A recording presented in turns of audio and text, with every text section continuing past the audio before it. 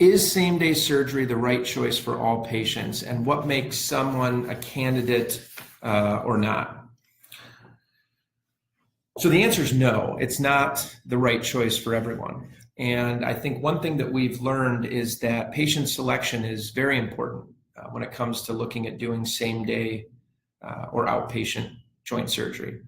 And there's a larger and I think growing group of people who can be successfully done the same day.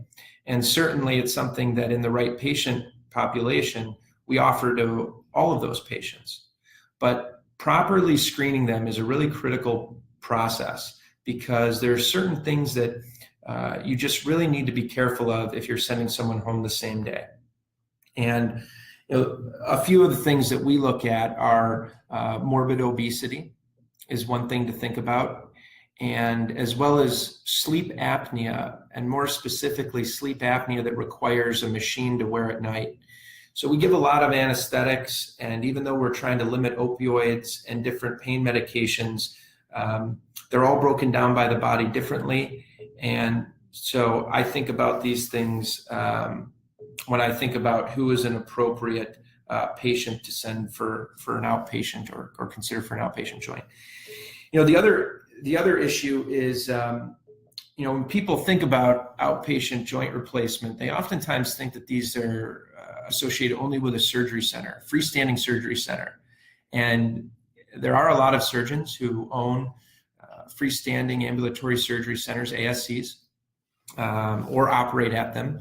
And that's a great option for some patients. There's no question about it. You come in the morning. It's a very nice, usually very efficient process, different type of a staff, and you go home that day, and that's a great option. But a lot of same-day surgeries can be done in the hospital. We do it routinely, and at Rush they did it routinely as well. So you can just as easily come in, and if your hospital is geared toward it and you have the processes in place and the standardized protocols, you can come in the morning, you can have your surgery, you can go to the floor, work with physical therapy, and if your pain's controlled, you're ambulating on your own and you're able to manage stairs comfortably, then you can go home. And we do that routinely. And we do it routinely on patients who maybe aren't so sure if they want to go home. We also think about patients who, meet the criteria but have reservations. And if someone has a reservation, in my mind, they've sort of self-selected into the questionable category, even if they look great on paper. You have to really think about what their expectations are and what they're capable of doing. And so in those people, we'll take them into the hospital and we'll give them the option, and then we'll come see them after they work with therapy.